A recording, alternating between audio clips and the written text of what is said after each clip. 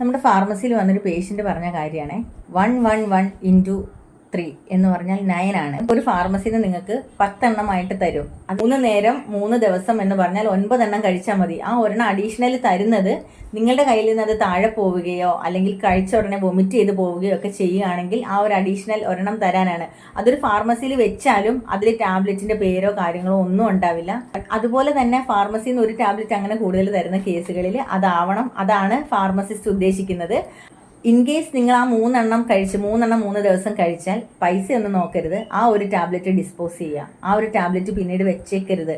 നമുക്ക് അത്ര ഉറപ്പുള്ള പാരസിറ്റമോളോ അങ്ങനെ എന്തെങ്കിലും ആണെങ്കിൽ മാത്രം ലേബിൾ ചെയ്ത് ഈ ഡേറ്റിൽ ഡോക്ടർ തന്നതാണ്, വേദനയ്ക്കാണെങ്കിൽ വേദനയ്ക്ക് തന്നതാണ്, അന്ന് എന്ത് വേദനയായിരുന്നു എന്നുള്ളത് കൂടി ഒന്ന് മാർക്ക് ചെയ്ത് വെക്കുക, ഏത് ഡോക്ടർ ആയിരുന്നു എന്നുള്ളത് കൂടി ഒന്ന് മാർക്ക് ചെയ്ത് വെക്കുക.